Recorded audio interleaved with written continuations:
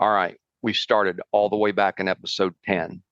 We went through episode 25, 50, 75, 100, 125, 150, 175, 200, 225, and now episode 250, wife swap number 11.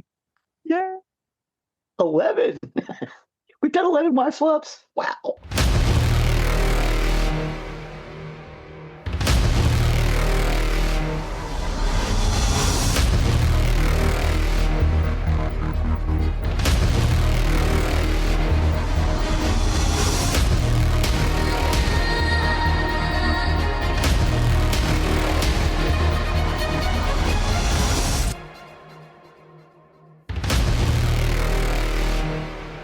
Welcome to episode 250 of Nerdery Murdery. Big 250. I'm Geoffrey with your Nerdery. And I'm Zig with your Murdery. For yet another wife swap. I love doing these. I've been so excited for this one. This is going to be a lot of fun for me on this one, and I hope it is for you. I think I put together a very good episode for this, and so I've been very excited. I told Zig that if we didn't get to record this one today, I might go crazy because I've had this one in my back pocket for a while now. Yeah, we shuffled around the recording of an episode just so we could do this one. Yeah. On a very serious note, before I get into this, something I read earlier this morning. Did you know that there was a man arrested because he put on TikTok that he was developing a bomb, and his home got raided, and he indeed was doing a bomb, and his target was Fort Worth. What? His target was Fort Worth, Texas. Huh. Isn't that wild? Yeah. Wild and scary, to be honest. Just, oh God, the violence level that's going on is just beyond. Anyway, I'm not going to belabor that point. I'm not going to belabor it. I'm not going to sit here and take my time. Welcome to another wife swap, episode 250. We are in year 5 of doing this podcast. Yes. Five long years of bringing you all this content, doing all this research, nerding out, murdering out. Wait, is that right? Yeah. Okay, we'll take that. Sure, why not? Going dark. It's we bring the highs and lows, the ups and downs, the good and the bad, and the nerd and the murd for sure. But this week I take over. I'm going to jump right into the nerdery side of the house. For today, I got my information off several Wikipedia sites. Ultimate Classic Rock, BBC, Rolling Stone, Louder Sound, Classic Rock Review. And I have to say, this is where one of the things I love about our show is this is where you can not only nerd out, but then you get stories with a twist. I am doing something I've never done before in these wife swaps. On our last wife swap, which was episode 225, I covered Peter Gabriel and his wild theatrical years with Genesis. Today, I'm flipping the script and I'm going to dive into post-Gabriel Genesis. So we will be talking about the band Genesis. And after Peter Gabriel, this is the band that remained, reinvented, and soared into the stadium area. For Genesis, I like Peter Gabriel Genesis. I really do. But I love the solo Peter Gabriel. I like Phil Collins solo music, but I love Genesis. I think Genesis became even better once Peter Gabriel left. And that's saying a lot because they were great with Peter Gabriel. With Peter Gabriel there, you had the costumes and the long suites, and that was the early prog rock. But this is really a story of what happened when the original frontman leaves. We've seen this from time to time with groups, and some have been huge successes, some have not. In Excess changed out their frontman due to tragedy, and they got mild success. Van Halen went to Van Hagar. They had big success with that. But some bands don't survive it. Some bands do not survive changing out their frontman. And the question is, when you do that, can it morph? And in this, here's a spoiler warning. Yes, but the story from here gets weird, a little wilder, and a lot more radio friendly. In this episode, we're going to cover the transition. 4 landmark albums. We're going to be covering A Trick of the Tail, Duke, Invisible Touch, and The Way We Can't Dance. Also, my personal experience at the 1992 Irving, Texas show. I was there. And then a reflection on the legacy. I'm not going to stop down and ask Zig what he thinks of the individual songs. I might stop down at the end of the album because these albums need to be talked about as a whole. There's a definitive story here. The reason I picked these 4 albums is they tell a very definitive story of the post-Peter Gabriel Genesis. They tell a very definitive story of what happened with the band. So we're going to harken back to August 15th, 1975. That's the date that Peter Gabriel officially left and announced his departure from Genesis. This was a band that had grown up doing very long sweeps, theatrical costuming, fantasy narratives, and now they stood at a fork. Keyboardist Tony Banks and bassist guitarist Mike Rutherford faced the question: do they keep Genesis going or just let it end? Meanwhile, drummer Phil Collins stepped up as the lead vocalist, and initially it was just to audition, but the result convinced the band. There were actually 400 people that auditioned prior to Phil Collins reluctantly agreeing to the audition. Reluctantly. Well, yeah, Phil had been singing backup the whole time because he's got a great voice. Yeah. And at one point, Mike Rutherford and Tony Banks look at each other and go, why don't we just use Phil? Right. Well, and again, that's after 400 people. But the biggest thing is momentum was on the line, not just creatively, but financially. The next move that they did would determine whether Genesis would just fade into prog rock lore or evolve into something big. And evolve they did. Their first studio album after Peter Gabriel's departure, A Trick of the Tail, was released February 13th, 1976.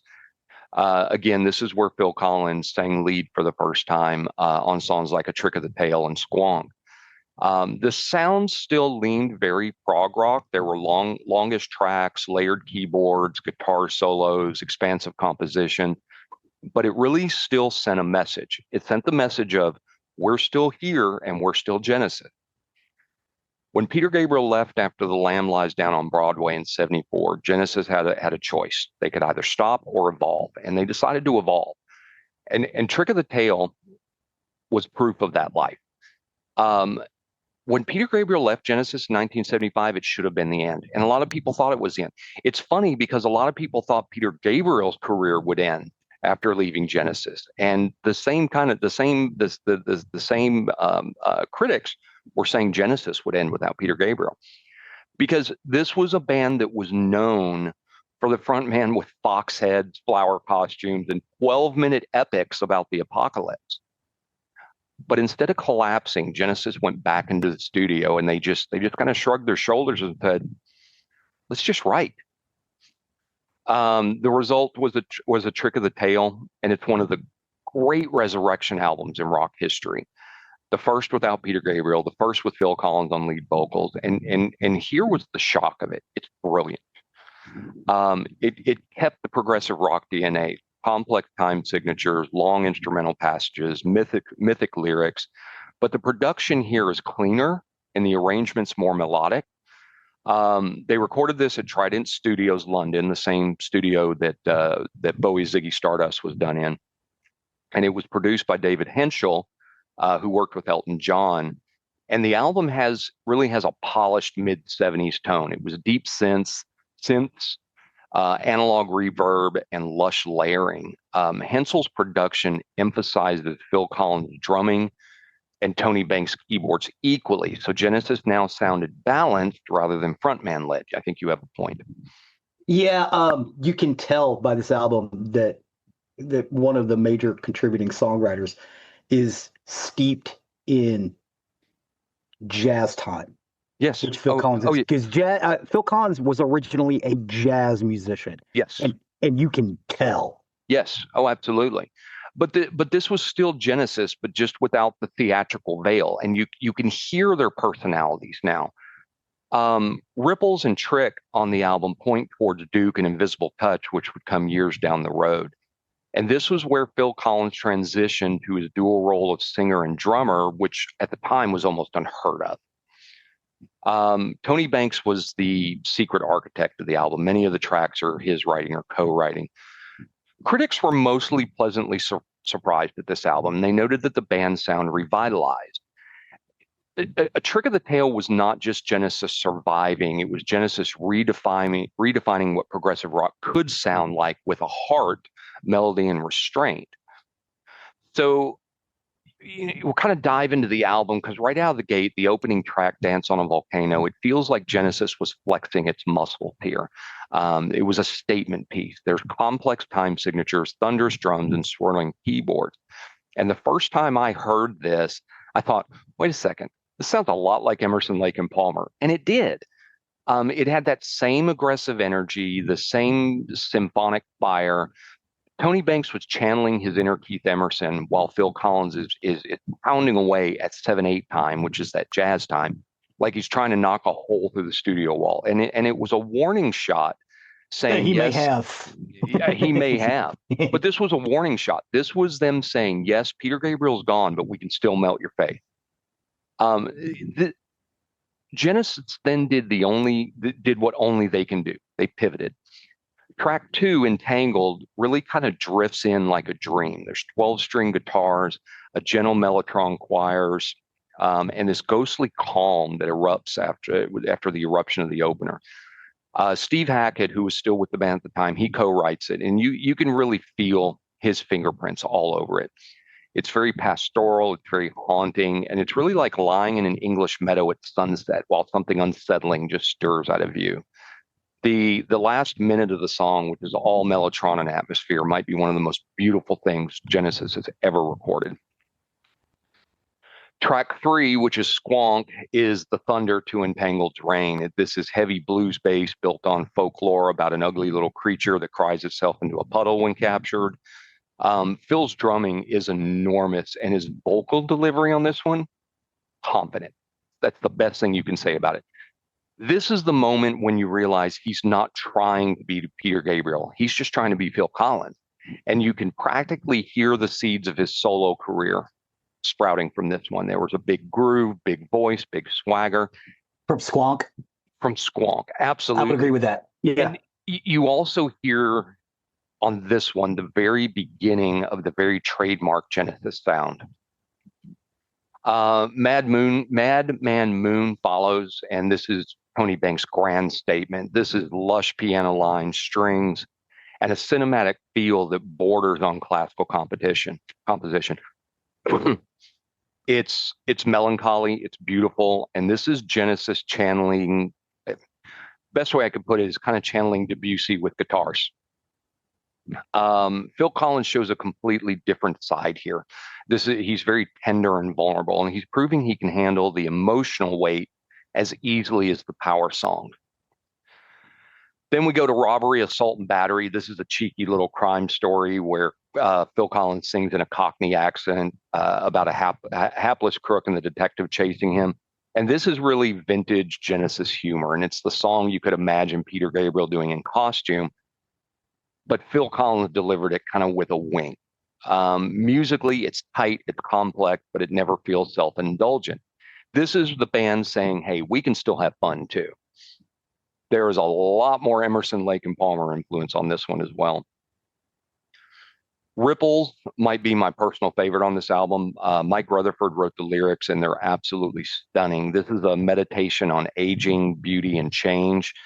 You've got the words sail away, away, ripples never come back. Excuse me. That chorus hits me every time. The midsection moves into an intricate 7/8 passage that really kind of like water flowing around rocks. And then Phil Collins' voice carries both ache and grace, and you realize you're hearing Genesis finding the emotional depth behind the theatrics. The title track, A Trick of the Tail, lightens the mood again. This is a whimsical story about a strange creature leaving its golden city to explore the human world. It's very catchy, bright. This one is almost Beatles-like. And you can sense the pop instinct coming out that would later define the band of the 80s. And this was Genesis discovering melody in a whole new way, less mystery and more heart. And then the closure, probably my second favorite one on this album, Los Endos. This is pure instrumental firepower. It pulls themes from earlier in the record, particularly Dance on a Volcano and Squonk, and ties the whole thing together in a 7-minute burst of energy. In concert, this became their show-ending monster, especially when Phil Collins and Chester Thompson started trading drum fills back and forth. It's really one of those tracks that proves Genesis was a band of musicians and not just a vehicle for a singer. This album showed that Genesis could survive the loss of Peter Gabriel and keep their identity. At the same time, you're sensing that the seeds of change, more focus on songs, less on costume drama. And again, for A Trick of the Tail, Collins very reluctantly went into singing lead when replacement auditions failed. So by the time you reach the end of A Trick of the Tail, you realize Genesis didn't just survive losing Peter Gabriel, they transformed. It's a more balanced sound. The focus shifts from melody and musicianship. And it's still prog, absolutely, but there's a warmth to it. It's a charm that the earlier albums didn't always have. This is the album that made people stop saying, can they go on, and start saying they actually might be better than ever. I like to think of it as Genesis saying we can do serious prog without the costumes. And if you want a single record that defines the rebirth of Genesis, A Trick of the Tail is it. What did you think about A Trick of the Tail? Squonk's my favorite tune on this album. Great song. Between that and the Robbers Assault and Battery, that's pretty good. I like the Cockney thing that Collins does, which Gabriel couldn't do. Yeah. He's a little too upper middle class for that. Yes. To me, this still sounds like Peter Gabriel Genesis. It did. There's a lot of it that does. Yeah, this one. They get far away from that as they go forward. This is the absolutely to the previous that they did. Having said that, this album is amazing. Yeah. This is a transition album. This is and there is a lot of Peter Gabriel influence still here, and you'll hear it as you listen to the album. Peter Gabriel has said in many interviews that he gets complimented for this album all the time, and he has to go, I thank you very much, but that was actually after I left. Yeah. That goes to Tony and Phil. It's a transition piece, and that's why there's still some Peter Gabriel in this. But then we're going to fast forward to 1980. Okay, I have a question. Yeah. You went past Wind and Weathering, and then there were three. Correct. I got rid of Steve Hackney. Hackett. Steve Hackett. Mm-hmm. Yep. Why that choice? So as I said at the very beginning, these 4 albums are what defined the Genesis journey. And not that I disagree with you. I actually, yes. I think you are correct in this instance. Yeah. I didn't skip over those albums because I didn't think they're important, and not because I didn't think they're good, because there's good music on those as well. But these 4 albums give you a roadmap, a definitive journey of where Genesis went from no longer having Peter Gabriel to where we're going to end up here at the end. So that's why I picked those 4 albums specifically, and that's why we're going to fast forward to 1980. There were albums in between this, but we're going to jump over to Duke, because Duke is where it's a turning point for Genesis. My favorite Genesis song is on this album too. A lot of people's are on Duke, but the band is now a trio. It's Tony Banks, Mike Rutherford, and Phil Collins, because guitarist Steve Hackett, as we just said, left in 1977. So by 1980, Genesis had survived Peter Gabriel leaving, and even Steve Hackett, moving on. What remained were the 3 core members. There was Tony Banks on keyboards, Mike Rutherford on bass and guitar, and Phil Collins on drums, and now permanent lead vocal.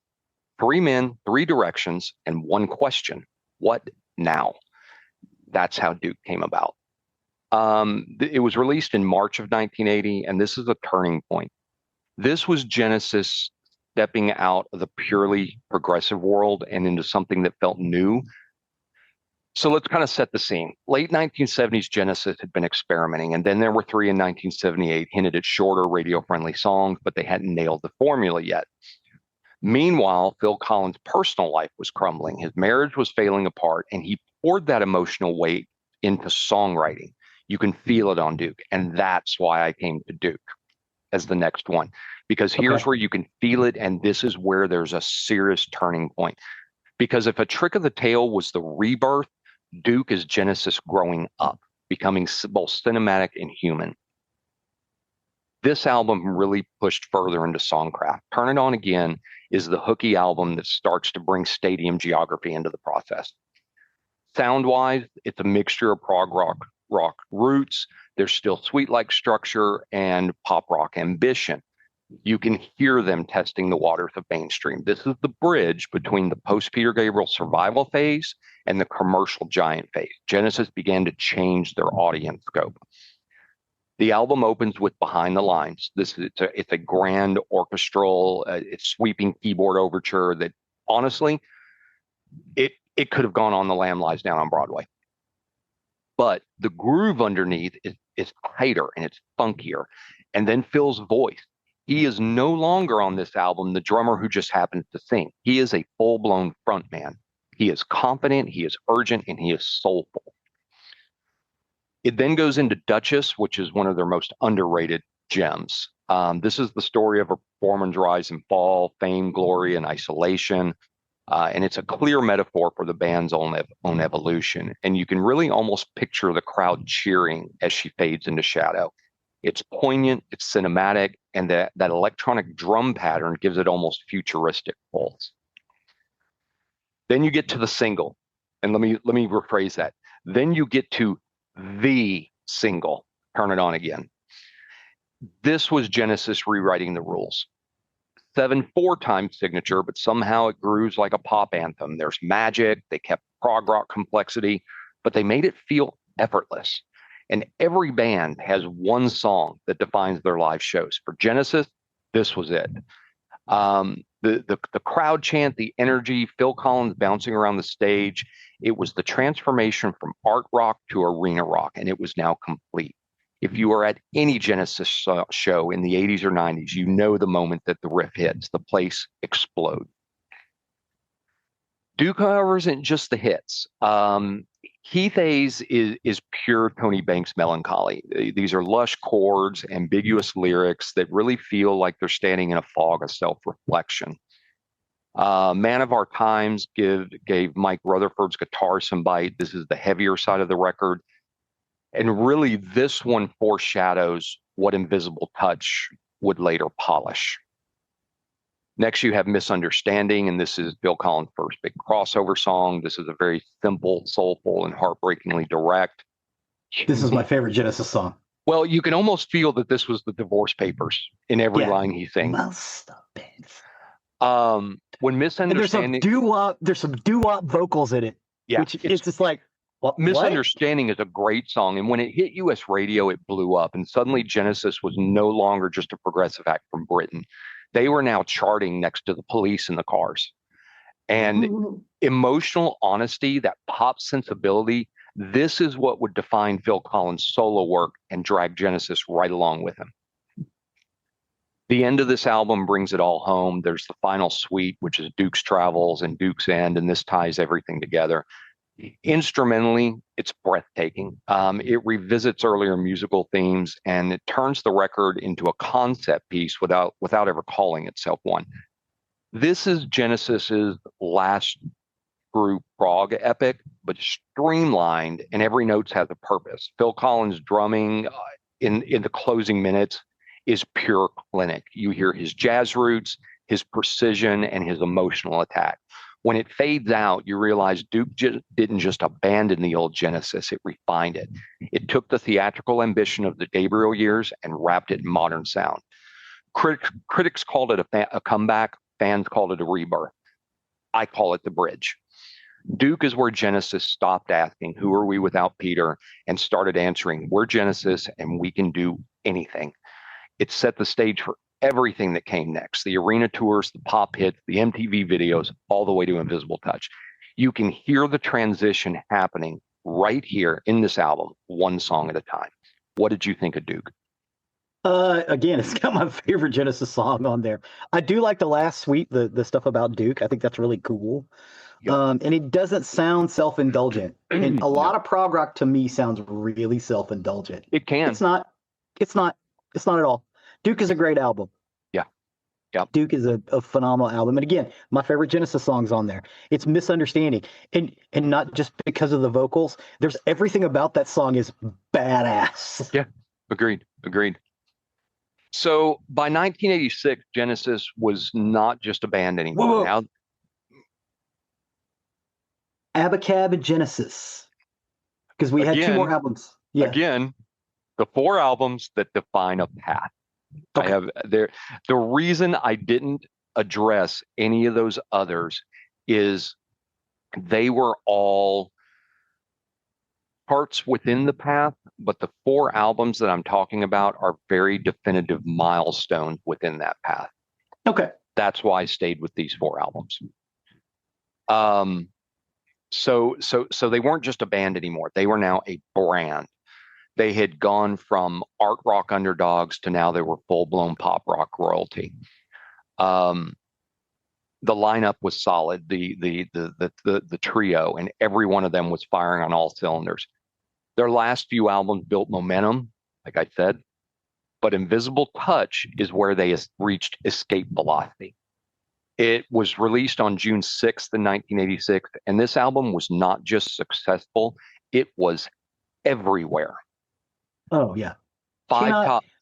Yeah. Cannot undercut how big this fucking album was. No. It was in the charts for over a year.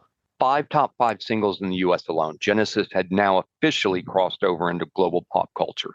This album is often cited as Genesis's commercial high watermark. They had hits like Invisible Touch, Land of Confusion, and In Too Deep, which hit the airwaves and MTV. And the sound here is very polished pop rock. It's simpler song length, big choruses, and slick production. Genesis has gone from in this album in the albums from Duke up to here, from prog oddballs to arena fixtures. The opening track is the title song, Invisible Touch, and it kicks off with an instantly recognizable synth riff. It's punchy, it's clean, and it is pure 80s. Phil Collins sells it with that sly grin in his voice. It's part love song and part warning. It's catchy, it's confident, and it has the perfect mission statement. Genesis had learned how to write hits without losing their edge. He phrases Invisible Touch with 3 syllables in it. Mhm. And if anybody else had done that, it would have sounded dumb. Not the way he does it. Right. You've got Tony Banks' keyboard textures that built sonic architecture. You've got Mike Rutherford's locking in on bass, and Phil Collins, the drummer's drummer, giving it groove and precision. This was their first U.S. #1 hit, and it deserved it. The second track, Tonight, Tonight, Tonight, slows things down, but it keeps the tension. And originally, I don't know if you knew this, it was a moody 9-minute epic, and it got trimmed for radio. The full version, though, if you can find it, listen to it. It is classic Genesis atmosphere. It's dark, it's hypnotic, and it's cinematic. 8 minutes, 54 seconds. That is what we have in the YouTube playlist. Fantastic. The lyrics themselves are about addiction and self-destruction, and it makes it one of their grittier songs. And it really was kind of proof that in their pop era they still had teeth. The brooding synth line feels like neon light cutting through smoke. Next is the fan favorite, Land of Confusion. And it's an opening guitar riff that really hits you like a jolt, and the drums are pure thunder. This is Genesis with a political bite. The Cold War was in full swing, and Reagan was on TV. Nuclear tension was everywhere. And the music video. The puppets from Spitting Image, characters of world leaders and celebrities. It was weird, it was grotesque, and it was hilarious, and it got played constantly on MTV. That video made Genesis cool to an entirely new audience. You know, you've got that part in the video, Phil Collins is madly swinging his arms like a madman while Clay Ronald Reagan hits the red button. I mean, that's 80s perfection right there. Next is In Too Deep. And if Invisible Touch was their stadium anthem, In Too Deep was really their heart. This song is smooth, soulful, and almost Motown inspired. Phil Collins sings it straight from the gut. There's no irony, no distance, just emotion. And it became a huge hit on adult contemporary radio and even landed in the film Mona Lisa. This is the part where hardcore prog fans groan. Genesis went soft. But let's be honest, it's a beautiful track. And it proved Phil's emotional honesty could carry the band as powerfully as their technical chops. The record then takes a left turn with Anything She Does, which is a frantic synth pop track about obsession and fantasy. It's short, it's fast, and it shows how tight the band had been. 3 musicians who could sound like 6. Then we go to the big emotional core, Domino. Now, this is Genesis reminding everyone they still had progressive blood. There's 2 connected parts. It's nearly 10 minutes long, and it moves from intimate whispers to explosive crescendos. It's dramatic, it's strange, it's theatrical. This is the old Genesis hiding in the new sound. They used Domino as the live centerpiece for years, complete with flashing lights, pounding drums, and Phil Collins leading the crowd in a chant. It's the moment in the album when you realize they didn't just lose their prog roots, they just dressed them in better clothes. Throwing it all away takes it back down. It's bittersweet, it's melodic, it's emotional. This is another breakup anthem that could have been on a Phil Collins solo record, but Tony Banks and Mike Rutherford made it much richer with their interplay. By this point, Genesis wasn't just sharing songwriting credit, they were sharing identity. And this is the perfect late album breather before the knockout punch, because that punch is the Brazilian. Purely instrumental closer. It's full of eerie percussion loops and synth textures. This is the band saying, don't forget, we can still weird out on you when we want to. It's a callback to Los Endos, but in 80s language, sequencers, drum machines, and studio wizardry. I always thought it closed out the record like a sci-fi movie fading to credits. I love the Brazilian. Yeah. Invisible Touch is Genesis at their most competent. They had mastered the balance between craft and commerce. Each song was meticulously produced, but it's never sterile. This was not a band chasing hits. It was a band that was writing exactly what they wanted, and the world just happened to love it. Critics were divided. Some missed the complexity of Trick and Duke, but most agreed Genesis had done the impossible. They made progressive pop that worked on every level. For the live shows, this album changed everything. Genesis went full stadium rock, lights, lasers, gigantic drum risers, Phil Collins leading the crowds like a preacher, and it was only going to get bigger, all the way to We Can't Dance and the legendary The Way We Walk tour. By the time We Can't Dance dropped in 1991, Genesis was now the elder statements of rock. By 91, they were legends. We are now 15 years after Peter Gabriel's departure, and they had done what almost no other band ever could. They evolved, they thrived, and they dominated across 2 musical generations. We Can't Dance was their 14th studio album and their last with Phil Collins before the long goodbye. It blends big anthem style with more reflective songs like No Son of Mine, which is a very serious song, I Can't Dance, which is a fun song, Jesus, He Knows Me. Phil Collins was now a solo megastar. Tony Banks remained the band's architect. He was still crafting those cathedral-style synth textures. Mike Rutherford had found success with Mike and the Mechanics. But when they came together for We Can't Dance, it wasn't nostalgia. It was confidence in them owning their maturity. This album feels like a full circle moment. This is part reflection, part reinvention. It was released in 1991. It's packed with hits, but it also breathed. It was a double platinum powerhouse, but it also felt like a reflection. This was a mature Genesis that was still inventive, but wiser and more self-aware. The songs are longer, they're more deliberate, and there's real emotional gravity in the writing. And it was the sound of a band closing a chapter, even if they weren't saying it aloud at that time. The opener, No Son of Mine, set the tone. It's got a delayed guitar riff, which is eerie, echoing, and almost mechanical, and pulls you in. And then Phil Collins' voice hits. He's very weary, honest, and carrying all the weight of age and experience. This is not a song about fantasy or mythology. It's about people, families, and regret. Genesis had gone from the surreal to the human, and it worked. This is a powerful song. Listen to the words carefully when you listen to this song. It is powerful. Oh, yeah. Honestly, this is where we differ in opinion. I don't think this album is very good except for that song. That song is amazing. And we will disagree on this because there's a lot of power on this. Right after that, you settle into melancholy because they flipped the switch with Jesus, He Knows Me. This is a satire on televangelism and religious hypocrisy, and it's wrapped in one of the most infectious grooves they ever wrote.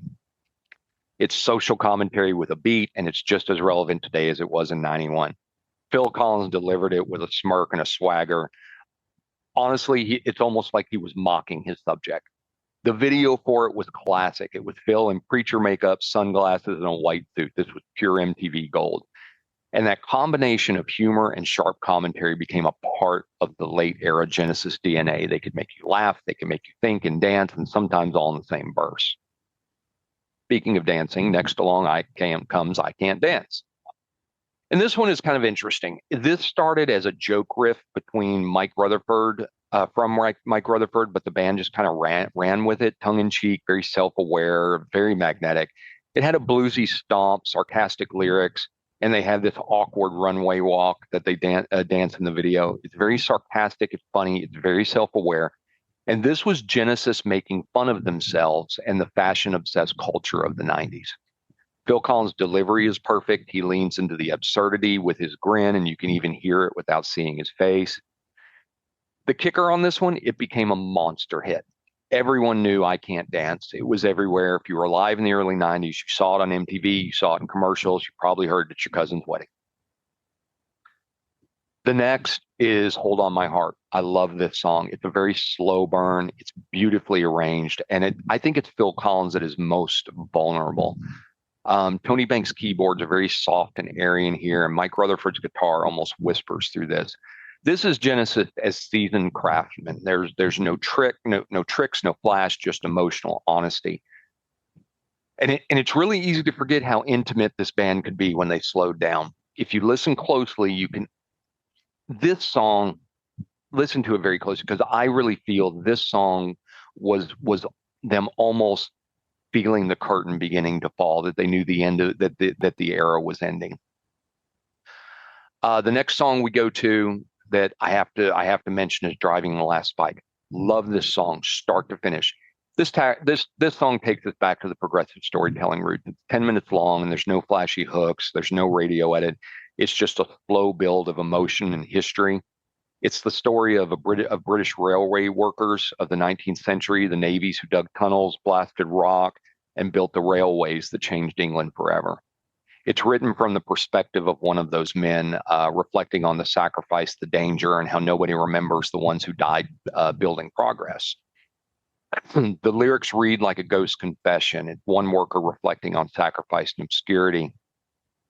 And in it, to me, Phil Collins inhabited the character. His voice starts soft and haunted and then really rises with desperation.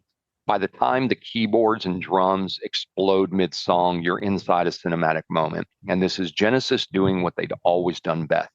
They took ordinary people and they turned their stories into myth. Driving the Last Spike reminds everyone that Genesis could still write an epic, not about gods or beasts this time, but about humanity itself. Another deep track that deserves some love is Fading Lights, and this is the album's closer. It's a long, reflective piece that feels like a farewell letter to fans. It opens with a melancholy keyboard theme and lyrics about memories slipping away. It has this line in it, another time it might have been so different, and if only we could do it all again. The song builds slowly. Phil Collins' voice is almost whispering until the middle section breaks open into really one of the last great Genesis instrumentals. Tony Banks' synths cascade like waves. Tony Rutherford bass anchors the storm, and Phil Collins pounds the drums with controlled fury. This is Tony Banks at his most introspective. When the instrumental section kicks in, it's pure vintage Genesis, the long synth solos, cascading drums, and really that feeling of finality. This is everything Genesis ever was: progressive, emotional, beautiful, all distilled into a perfect 10 minutes. No Son of Mine begins the album looking at broken family ties. Fading Light ends it by looking back at everything that's passed. It's really hard not to hear it as I listen to this album of the band saying goodbye. even if they didn't realize it yet. Never a Time is a gentle piano driven ballad that hit the U.S. top 30. It's often overlooked, but it's beautifully crafted. It's a very soft, bittersweet ballad that's really kind of nestled in the middle of the record. It's one of those songs that sneaks up on you. It's got gentle guitars and heartfelt lyrics and a melody that lingers on. It never became a stadium anthem, but it really kind of captures the quiet ache of relationships fading out, and not with a bang, but kind of with a sigh. Dreaming While You Sleep is a haunting mid-tempo track about guilt and hit and run remorse. And this is one of Phil Collins's best late era vocal performances. I love this song. The synth textures on here shimmer, and Phil Collins' voice just drips with remorse. There's the chorus, dreaming while you sleep, feels like a confession whispered into the dark. This was storytelling on a very personal scale, very intimate, very unsettling, and it's the sound of conscience wrapped in melody. They proved here that even at the height of their pop fame, Genesis hadn't forgotten who they were. They could still tell a story, build a world, and break your heart all in 10 minutes flat. When you take it together, We Can't Dance is a balance of contrast, humor and heartbreak, simplicity and sophistication. You've got the pop hits like I Can't Dance sharing space with the 10-minute epics like Driving the Last Bike. This is personal sorrow beside social commentary. This is Genesis older and wiser saying we can still do everything we used to. We're just choosing to do it differently now. Again, if you listen very closely to this album, you really feel like the curtain is lowering on Genesis. This would be the last studio album with Phil Collins before his long breakup from the band. It was the end of an era, and it was the closing of a circle. So you had said you really don't like this album. Overall, what do you think? I think this album reeks of self-indulgence, with two exceptions, and because I forgot Driving the Last Spike's on here. Driving the Last Spike is incredible, and No Son of Mine, also incredible. Any other band puts out an album with those two songs in it, it's worth having. I think the rest of this album it comes off as self-indulgent to me. I just didn't care for it. I didn't see this. This to me was the defining moment. It was going to be hard to top Invisible Touch. You can't top Invisible Touch. That was a great album, and I don't think they did with this album. I don't think they did, but I do think that they perfectly closed the circle on a journey. Again, why I chose these 4 albums, because I think these 4 albums are definitive milestone stops on what I think was a phenomenal journey. Now, I would not disagree with you on that it is a fantastic journey. I just didn't care for the last album. Yep. Again, with the exception of 2 really, really good songs, standout tunes. Absolutely. But we got to talk about the tour. The We Can't Dance World Tour the Way We Walk World Tour, it was massive. There were over 70 shows across the globe, and it culminated in one of the best live recordings of the career, The Way We Walk Volumes 1 and 2. And there I was, Irving, Texas Stadium, 1992, right of the stage, less than 20 feet away. Nice. I'm going to tell you right now, Genesis was in the prime, and it was an experience. It was electric. This was not just a concert. This was a masterclass in performance. From the first hit of No Son of Mine, the stadium exploded. There were tens of thousands of fans singing every word, the lights painting the sky.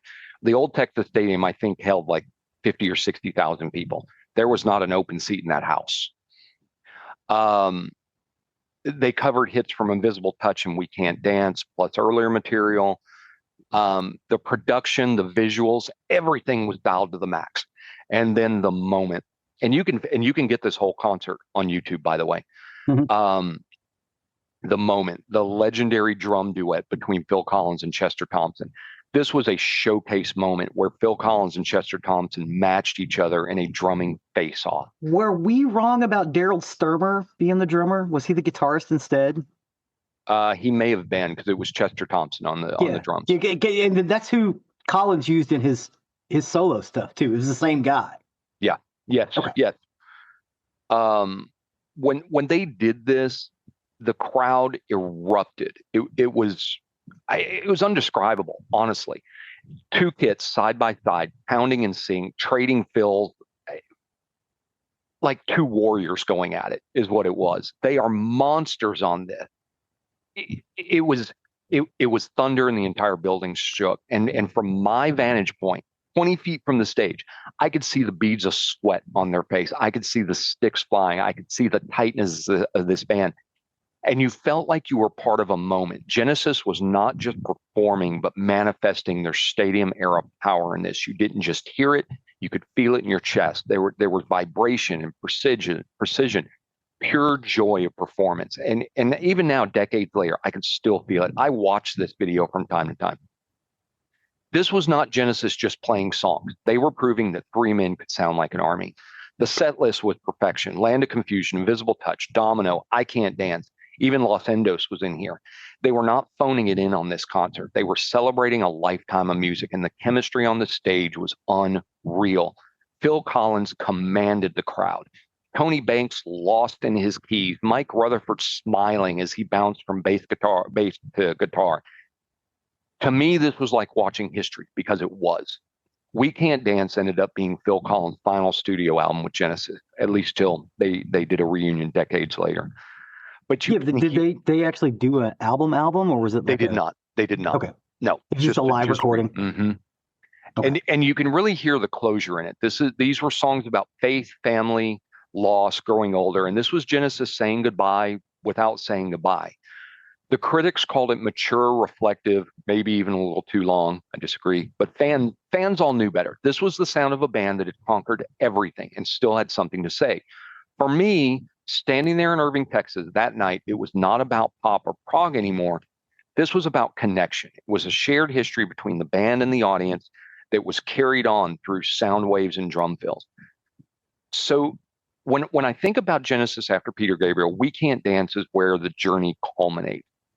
This wasn't Genesis closing a chapter. It was Genesis writing their epilogue. They had gone from theatrical art rock to mainstream giants without ever losing their soul.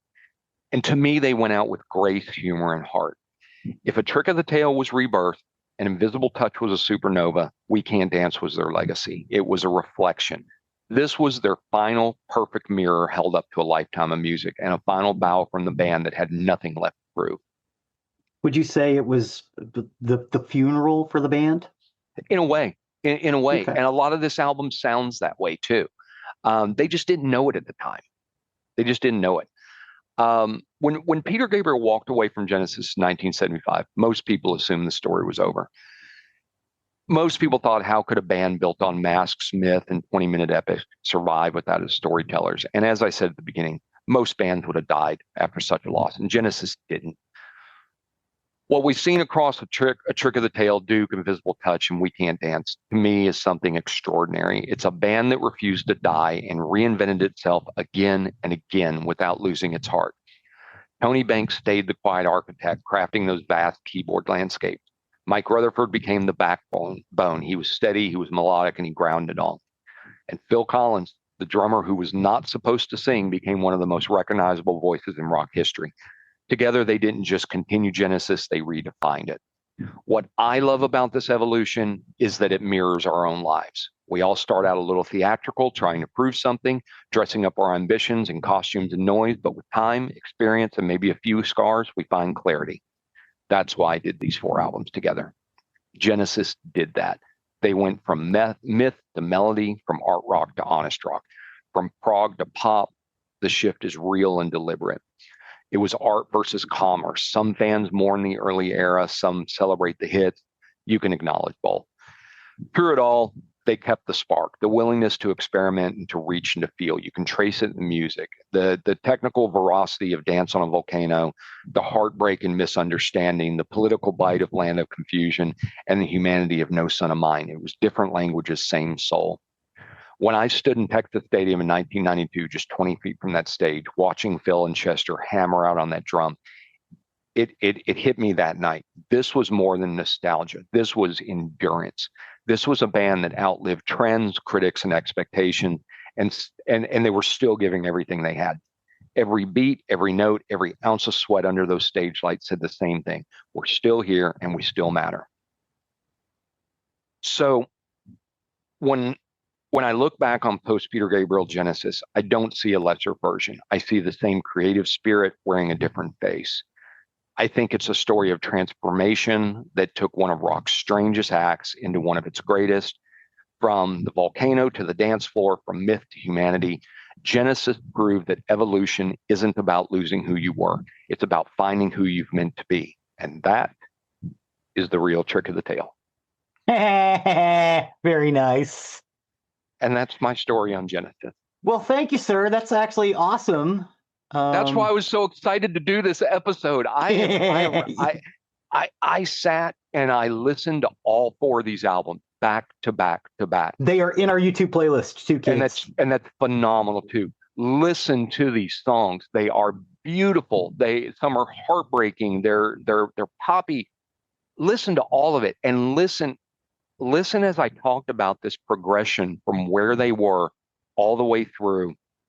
And I think you're going to find some of the greatest rock hits of the last, what now, 50 years. Mm-hmm. You're going to find some phenomenal stuff. I have so much Genesis in playlist. I listen to Genesis stuff all the time. No Son of Mine is one of my all-time favorites because I think there's so much power and hurt in that song. I just can't help but listen to it. It sounds like he blew out the microphone when he was recording that. Oh, it really does. And again, to me, that album sounded self-indulgent except for 2 tracks. And those 2 tracks are fucking phenomenal. They are. They absolutely are. And that's the one part where we'll disagree. I don't think it was self-indulgent on this album. I think they did a lot of tongue-in-cheek on here. I think they did a lot of just basically what they wanted to. But at the same time, could it have been some self-indulgence? Maybe.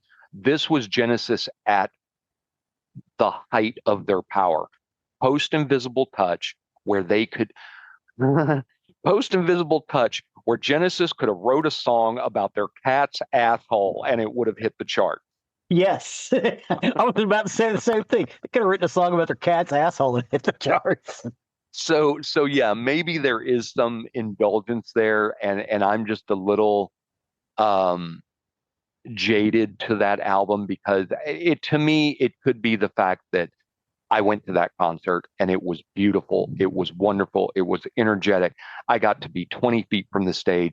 I damn near could have reached out and touched Phil Collins. I spent most of that concert on the sideline, on the seat where I was, 20 feet from that stage. And I swear, if they had done the live album from Texas Stadium, you would have heard me off the side of the stage going, "Thank you, thank you, thank you, thank you." Did they do any Peter Gabriel era Genesis songs? Just out of curiosity. Yeah, they did. They did the Lamb Lies Down on Broadway. Nice. In there. Yes, they absolutely did. They do still take some hearkening back to that. So anyway, thanks for letting me do this. Thanks for letting me do basically a part 2 of a wife swap. I knew once I did Peter Gabriel, I had to do Genesis on top of that. Totally fucking makes sense. And I agree with you. I would say Abacab and Genesis are worth a listen to as well. Genesis from 1983. Don't get me wrong. I'm not saying those albums aren't worth a listen to. I think you should listen to their entire discography. All I'm saying is like I said, these four albums were perfect milestones in their journey, where they started and where they ended. I would agree with that wholeheartedly. Everything in between, you're going to find a lot of good stuff still. Yeah. A lot of good stuff. So listen to all of them. But listen to these 4 with that mindset of them starting, growing, and ending. I still think Misunderstanding's their best song. It's my favorite.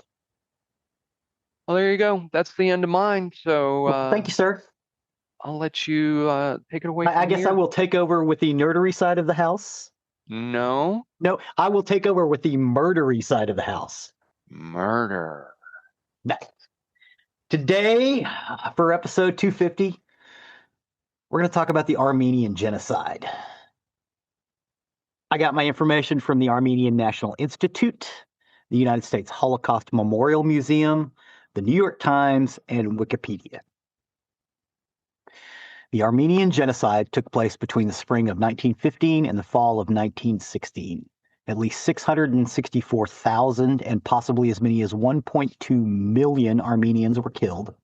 They died in both massacres and individual killings. They were also killed through systematic ill treatment, exposure, and starvation. The plight of the Armenians in the Ottoman Empire triggered a response in the United States. The public philanthropic efforts were unprecedented. On the eve of World War I, there were 2 million Armenians in the declining Ottoman Empire.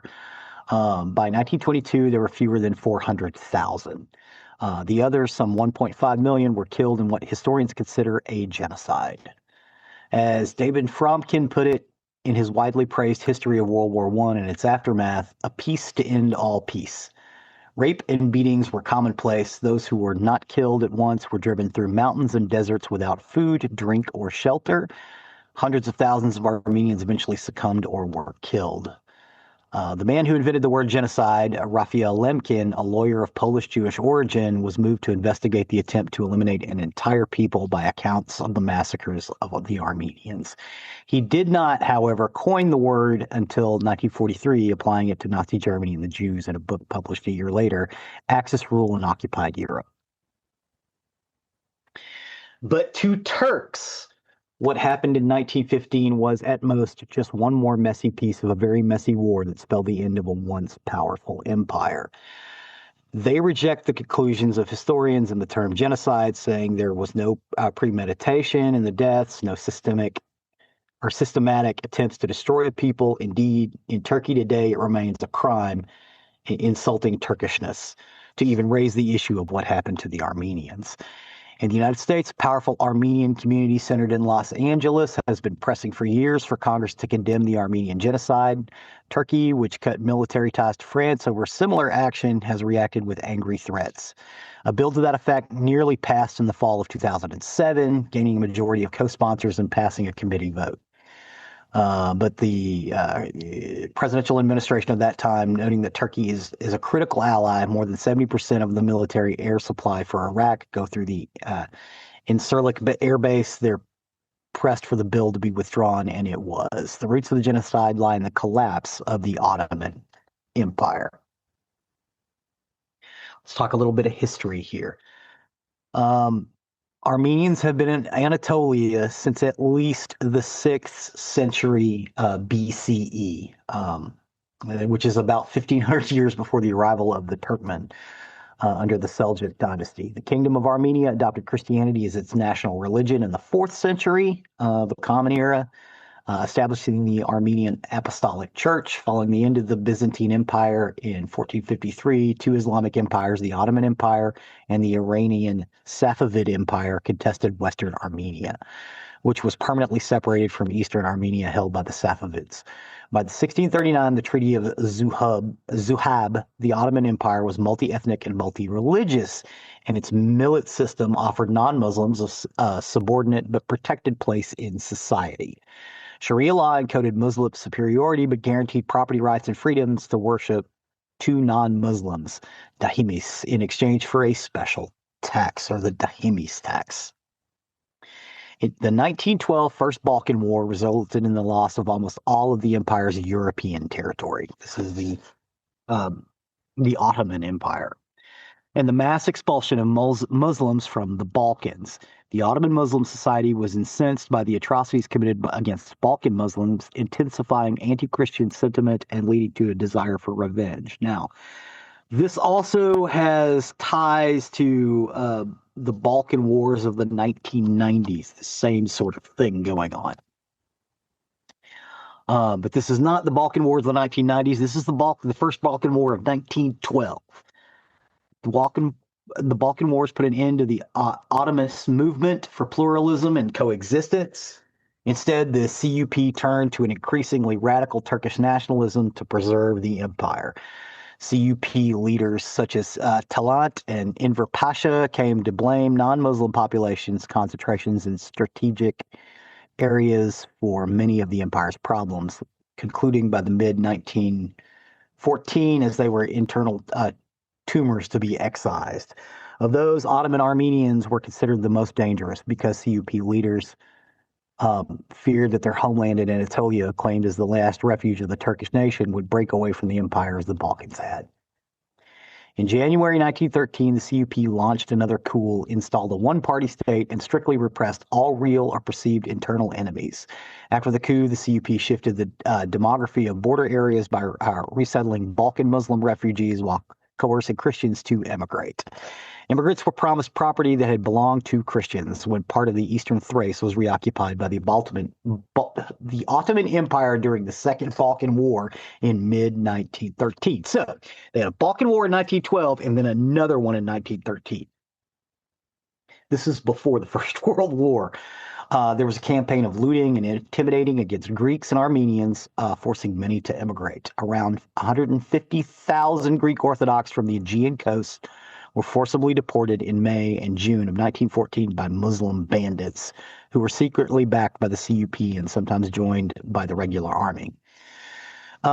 This is what they call the CUP is the Young Turks movement. The Ottoman Empire was collapsing. The people in charge knew this and they kind of took over. And even though technically it was still an empire, the emperor no longer had any power. He just set up in Topkapi Palace and these guys ran the show. You'll hear the word Pasha a lot. That is an honorific in Turkish. Pasha is like Lord or Admiral or General, kind of all at the same time. Historian Matthias Jornlund states that the perceived success of the Greek deportations allowed CUP leaders to envision even more radical policies and yet another extension of a policy of social engineering through Turkification. A few days after the outbreak of World War I, the CUP concluded an alliance with Germany on August the 2nd, 1914. The same month, CUP representatives went to an ARF conference demanding that in the event of war with Russia, the ARF incite Russian Armenians to intervene on the Ottoman side. So you've got Anatolia here, right? There's a little piece of it that kind of extends up into the Caucasus, which is where Armenia is. The Armenians controlled little bits of Anatolia. And we always think about Anatolia as being this big, rough desert. It's not. The rest of the Middle East is fairly deserty. Anatolia is actually really nice. It's mostly grasslands. There's forests. There's mountains. You know, they've got a lot of sea coast. I mean, they're basically surrounded by water. You get the Black Sea, the Caspian, and all that other stuff. It's a lot of stuff going on. So you've got this little section of Armenia where these people have basically moved down into Anatolia, which is the part we think of as the nation of Turkey, is just the Anatolia Peninsula. Well, it's just a big oval, basically. It's got coast, but it's roughly oval shaped. Well, the thing is, the Armenians, and there is some thought to the fact that they actually came from the people from Anatolia originally. So where they live is not actually their homeland. Their homeland is actually in Anatolia. But they, instead of being part of the Ottoman sphere of influence, they were the Russian sphere of influence and eventually the Soviet sphere of influence, and they were a Soviet state for most of the 20th century. The delegates resolved that Armenians should fight for the countries of their citizenship. During its war preparations, the Ottoman government recruited thousands of prisoners to join the paramilitary special organization, which initially focused on stirring up revolts among Muslims behind Russian lines, beginning before the empire officially entered the war. On the 29th of October 1914, the empire entered World War I on the side of the Central Powers by launching a surprise attack on Russian ports in the Black Sea, which they have a very large Black Sea coast. Many Russian Armenian were enthusiastic about the war, but Ottoman Armenians were more ambivalent, afraid that supporting Russia would bring retaliation. Organizations of Armenian volunteer units by Russian Armenians, later joined by some Ottoman Armenian deserters, further increased Ottoman suspicion against the Armenian population. Wartime requisitions were often corrupt and arbitrary and disproportionately target Greeks and Armenians. Armenian leaders urged young men to accept conscription into the army, but many soldiers of all ethnicities and religions deserted due to difficult conditions and concerns for their families. At least 10% of Ottoman Armenians were mobilized, leaving their communities bereft of fighting-age men and therefore largely unable to organize armed resistance to deportation in 1915. Keep in mind, while this is going on, that part of the world is also still a battlefield. There were World War I battles fought while this was going on in the same area. During the Ottoman invasion of Russia and Persian territory, the special organization massacred local Armenians and Syriac Christians.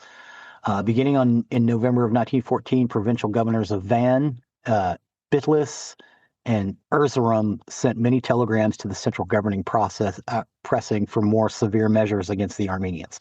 Now, at the time, Turkey owned the area of Van, right? Lake Van is the Armenian heartland. It is no longer in Turkey after the First World War. Both regionally and throughout the empire, these requests were endorsed by the central government already before 1915. Armenian civil servants were dismissed from their posts in late 1914 and early 1915. In February of 1915, the CUP leaders decided to disarm Armenians serving in the army and transfer them to labor battalions. The Armenian soldiers in labor battalions were systematically executed, although many skilled workers were spared until 1916. In April of 1915, the Ottoman government embarked upon the systemic decimation of the civilian Armenian population. The persecutions continued with varying intensity until 1923, when the Ottoman Empire ceased to exist and was replaced by the Republic of Turkey. The Armenian populations of the Ottoman state was reported at about 2 million in 1915, and estimated 1 million had perished by 1918. While hundreds of thousands had become homeless and stateless refugees, by 1923, virtually the entire Armenian population of Anatolia, Turkey, had disappeared. The Ottoman Empire was ruled by the Turks, who had conquered lands extending across West Asia, North Africa, and Southeast Europe. The Ottoman government was centered in Istanbul or Constantinople and was headed by a sultan who was vested with absolute power. I said emperor. What I meant was sultan. The Turks practiced Islam and were a martial people. The Armenians, a Christian minority, lived as second-class citizens, subject to legal restrictions, which denied them normal safeguards. Not originally. I did have to go through some of these notes. Originally, they had protected status. Neither their lives nor their properties were guaranteed security. As non-Muslims, they were also obligated to pay discriminatory taxes. That is true. And denied participation in government. Scattered across the empire, the states of the Armenians was further complicated by the fact that the territory of historic Armenia was divided between the Ottoman and Russian empires. In its heyday in the 16th century, the Ottoman Empire was a powerful state. Its minority populations prospered with the growth of its economy, but by the 19th century, the empire was in serious decline. It had been reduced in size and by 1914 had lost virtually all its lands in Europe and Africa. The decline created enormous internal political and economic pressures, which contributed to the intensification of ethnic tensions. Armenian aspirations for representation and participation in government aroused suspicion among the Muslim Turks, who had never shared power in their country with any minority and who also saw nationalist movements in the Balkans result in the secession of former Ottoman territories. Never sharing power was actually inaccurate, but things were moving rather swiftly, and they were basically in a state of war from 1911-ish, late 1911, till like 1925. The First World War happened in that period. Demands by Armenian political organizations for administrative reform in the Armenian inhabited provinces and better police protection for predatory tribes among the Kurds only invited further repression. Now, the Kurds, who also figure into this story, they're not Iranian or Aryan population. They're not technically Iranian or Persian, but they are like a subsect of the Iranian people. Not Persian, but still speaking an Iranian language, which is Indo-European. The government was determined to avoid resolving the so-called Armenian question in any way that altered the traditional systems of administration. During the reign of the Sultan Abdul Hamid II, a series of massacres throughout the empire meant to frighten Armenians and so dampen their expectations, cost up to 300,000 lives by some estimates, and inflicted enormous material losses of a majority of Armenians. Now, Sultan Abdul Hamid II died in 1909, so this is actually well before all of this happened. In response to the crisis in the Ottoman Empire, a new political group called the Young Turks seized power by revolution in 1908. From the Young Turks, the Committee for Union of Progress, CUP, Ittihad va Tariq Jamiyet emerged as the head of the government in a coup staged in 1913. Jamiyeti changed his name to Kemal Ataturk. So we won't have to say that name again because I just butchered it. My Turkish is terrible. The CUP espoused an ultranationalistic ideology which advocated the formation of an exclusively Turkish state. Now, World War I breaks out. They get on the side of the Central Powers. The Ottoman armies initially suffered a string of defeats, which they made up with a series of easy military victories in the Caucasus, because again, Turkey's right there.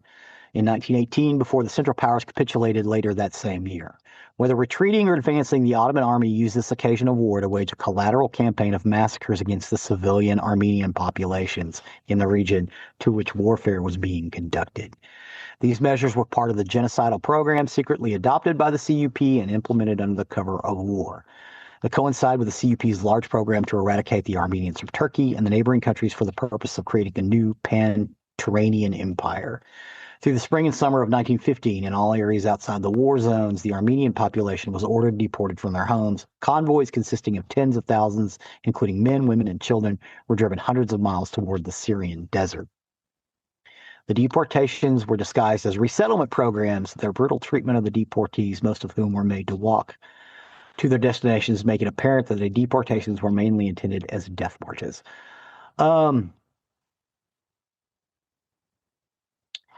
There is no proof of the genocidal intention of the CUP. None of those documents survived, which in my opinion was probably the smartest thing these people did. But they did march hundreds of thousands of people, almost 1 million, in the Syrian desert with no food, water, or shelter. If they weren't trying to exterminate this people, what did they think would happen instead? That's the question I think needs to be answered by this. And this was 100 years ago, but Turkey is still really angry anytime anybody mentions it. They did execute people in small batches. Not as many as died on the quote-unquote death march. They tried to empty out their lands. Luckily for the Armenian people, the declaration of the Republic of Turkey and the end of the First World War, they drew a line in Anatolia where it didn't extend back up that far into the Caucasus, and they carved out the Armenian homeland around Lake Van, which is basically where they're from. Also, they're kind of Anatolian. And that's where they settled and made a nation. Again, it was a Soviet satellite nation, but it is a modern economic nation now. There were also a lot of people who left it in diaspora. The people were defending themselves, and the Russians did help them out towards the end of the war. But the Russians had their own problems to deal with, i.e., they had to stop fighting a war. They had a civil war, And then like 6 months later, they had another civil war, which lasted years, and which brought about the Soviet Union. And it wasn't clear that the Soviets were gonna win until they did, just like the Chinese. By setting up refugee camps, orphanages, medical clinics, and educational facilities, Near East Relief rescued the surviving Armenian populations. That was supported by the U.S. Congress authorized the formation of a relief committee, which raised funds to feed the starving Armenians. Near East Relief, as the committee was eventually known, saved tens of thousands of lives after the war. It headed a large-scale effort to rehabilitate the survivors who were mostly left to their own devices in their places of deportation. They got some of the Armenians back to Armenia. We also took a very large population of them in Los Angeles. In the post-war period, nearly 400 of the key CUP officials implicated in the atrocities committed against the Armenians were arrested by the Turkish government. A number of domestic military tribunals were convened, which brought charges ranging from the unconstitutional seizure of power and subversion of the legal government, the conduct of a war, aggression, and conspiracies, the liquidation of the Armenian populations, to more explicit capital crimes, including massacres. Some of the accused were found guilty of the charges. Most significantly, the ruling triumvirate was condemned to death. They, however, eluded justice by fleeing abroad. Talat, the principal architect of the Armenian Genocide, was killed in 1921 in Berlin, where he had gone into hiding. His assassin was arrested and tried at a German court, which acquitted him. Most of these implications of war crimes evaded justice, and many joined the new nationalist Turkish movement led by, Mustafa Kemal, which is why he became Kemal Ataturk. In a series of military campaigns against Russian Armenia in 1920, against the refugee Armenians who had returned to Cilician in southern Turkey in 1921, and against the Greek army, which had occupied Izmir or Smyrna, where the last intact Armenian community in Anatolia still existed in 1922. Turkey was then declared a republic in 1923 and received international recognition. The Armenian question and all related matters of resettlement and restitution were swept aside and soon forgotten. Because again, Turkey agreed to carve out that section that was up in the Caucasus and basically just give it to Armenia. But it was in the Soviet sphere of influence, so they became a Soviet satellite. They became a Soviet Socialist Republic. It was the Soviet Socialist Republic of Armenia.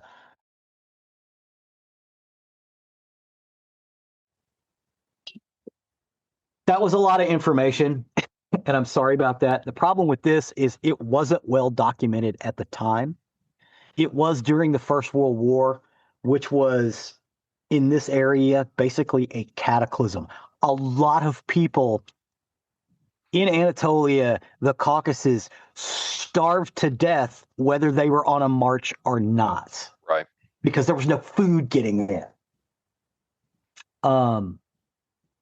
However, having said this, Turkey did, in its early days of its creation, execute a lot of these people for committing acts of genocide.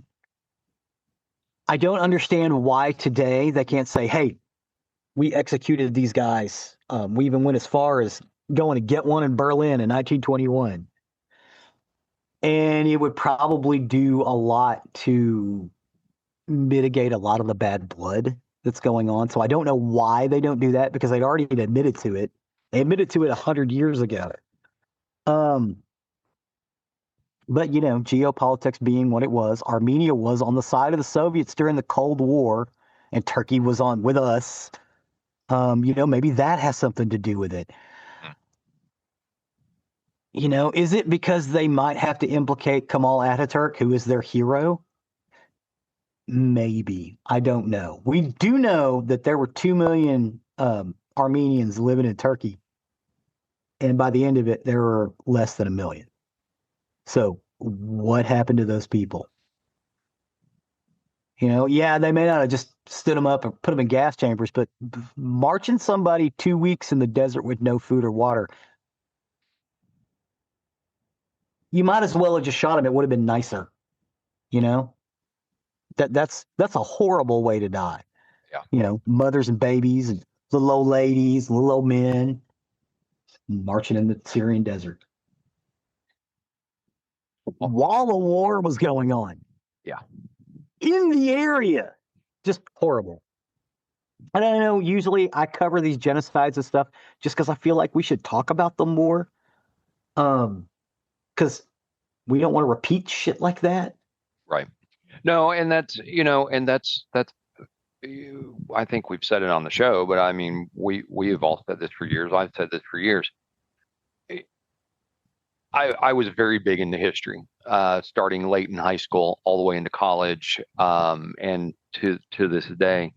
Um, the reason it's so important to study history, and there's a lot of people out there that hate studying history because it's a lot of dates to remember, and there's a lot of facts to remember, and they might get bored. And I I understand where those people are at because everybody is going to have the things they like and the things they don't. But why history is so important to learn and continue to keep learning is because history repeats itself and we have to learn from our mistakes.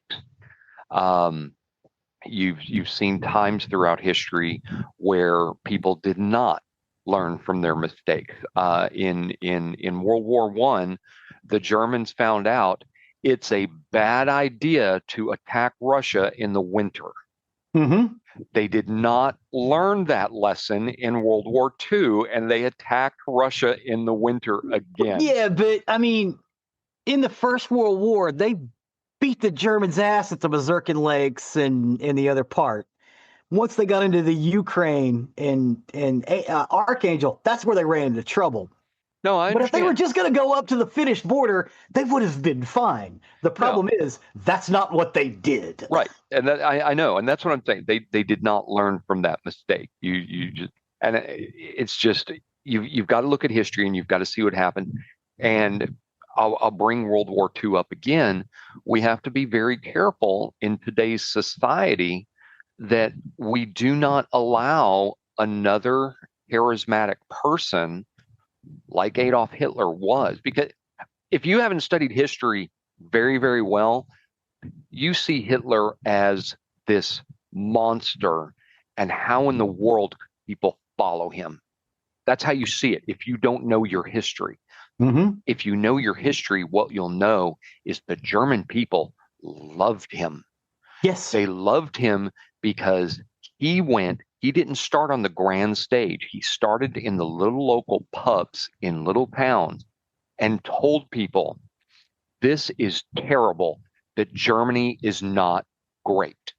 Mm-hmm. We should be. We Mm-hmm. should be a great and proud nation. And he pumped those people up and he filled them with this sense of national pride. And so by the time he came into power, he had this massive following of people behind him who loved him because he stood on this premise that Germany should be great. Germany and Germans should be great. Why aren't they? Now, Hitler was a mass murdering fuckhead. Yes. I'm not going to deny that. He was an Not awful, even German. He was Austrian. He was Austrian. Not only was he not German, but he also was not blonde, tall, and blue-eyed like he wanted the Aryan race to be. But anyway, He was also a quarter Jewish. yes, he was. So that belabors the point. But what I'm saying is, we have to be careful in today's society, especially with the mass media that we have at our fingertips today. It would be very easy for someone like that to get that kind of rally behind them again. Be very careful. He spoke in very simple language too, which people liked. Yeah. Because he wasn't educated. He spoke like an uneducated person, but he was able to charismatically speak that way. Back up. He was educated. He failed. Was not. Yes, he was. He failed at the education he was going for because he was going. Yeah, but he was.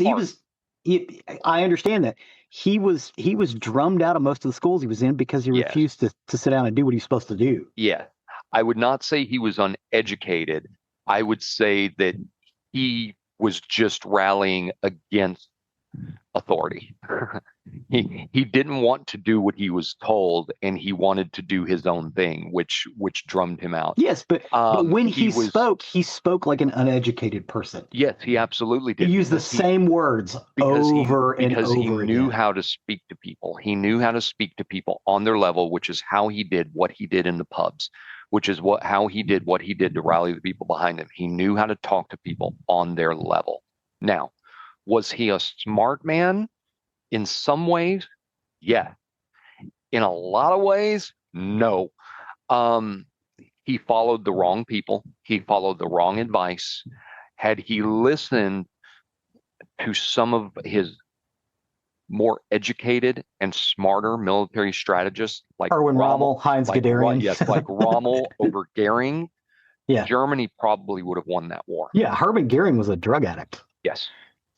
Had Hitler listened to the right people, Germany probably would have won that war. Thank God he didn't. Yeah, he didn't listen to Guderian or Rommel. Right. Thank God he did not listen to those people. And that's where I say he was not smart, because he just couldn't see past. And why did he listen to Goering over Rommel? Because Goering told him what he wanted to hear. Yeah, Goering kissed his ass. Rommel told him what he needed to hear. So very different viewpoints. Yeah. Hitler didn't want to hear what he needed. Yeah. He wanted to be told what he wanted to hear. And so to our benefit to this day, Germany did not win the war because he listened to the wrong people. He did not pay attention to history. No, he did not. History. This is why we should. Yeah. History can save future problems if we just look and see how it may have been handled in the past. We could either A, choose to follow that because it worked, or B, go, oh, fuck no, we're not going to do that again, and go away from it. That's why history is important. That's why I stand on that so much. So I'm sorry, I got on my soapbox. No. I think we agree wholeheartedly, other than I don't think Hitler was that bright. I just think he was good at manipulating people. And that is a type bright in its own. That's okay. I think I see what you're saying. All right. That's a type of smartness in its own. I'm not going to sit here to this day and tell you that all these cult leaders that amassed all these hundreds of followers and got them to all kill themselves, I'm not going to tell you they were all bright people, but I am going to tell you they were smart enough to know how to talk to people. How to talk to people. And that's where they have a different set of smarts. And that's why I don't say they're uneducated or they're not smart. I think they have a different set that worked for exactly what they were trying to do. Well, that wraps it up for the Murdery this weekend. Please get out there and check out our stuff. I am terrible. Here we go. I'm going to let him do it. Go. Damn it. So please, go to our website, nerderymurdery.com. It's the hub where you can get everything, including our YouTube page. Thanks. So we've got our YouTube page, and Zig, not me, does updates pretty much every day. Puts out little videos. I recently described it to someone as a little bit of a peek inside of our mind, because you get little flashes of basically just whatever is crossing Zig's mind that day, and things that might fit to the episode or might not. But really, this is how our brains work. We do these little flashes, and these things go across our plate. And those videos are a perfect example of why we started this podcast in the first place, because we used to sit around a table and we could talk about 30 different conversations in the matter of a couple of hours, not a single one of them connected, except that you could find a bridge somewhere that connected it to the next one. Those videos are exactly like that. And Zig, I appreciate all your work on that. Thank you, sir. And next, you should definitely check out our merchandise page, get some merchandise for yourself, or check out our Patreon page, because anything you do does go to help fund the show, which we have to pay for out of our own pocket. It's not free to do this. We don't have Lamborghinis or vast mansions. Besides, if you buy that shirt, I have a mansion. It's gonna look damn good on you. You're gonna look damn good. You're gonna look damn good. I have a Lamborghini. I have a mansion. You do not. Yeah, that's very true. And something you can do that costs nothing is anywhere you can leave us a review. Please give us a 5-star review if you liked what you saw. It helps people. Our algorithm. It helps push the algorithm out to people who want to hear our stuff, who are able to get to it a little easier. Absolutely. The algorithms feed into this kind of stuff. When they see people who like a particular thing, a particular topic, the algorithms will feed them to other people that are looking for that. Apple does that. iTunes does that. Spotify will do that for recommendations. Facebook, Instagram, TikTok, all that stuff they feed. They find that audience that resonates with what you're putting out there, and it'll keep showing it to those people. So it's very, very helpful to us. We appreciate each and every one of you. Please and thank you. Please and thank you. And last but not least, to our good friend Chuck, you can go to sleep now, Chuck. Go to sleep now, Chuck. Good night, Chuck. Good night. So with that, I have been Geoffrey with your Nerdery. And I have been Zig with your Murdery. Cue the music.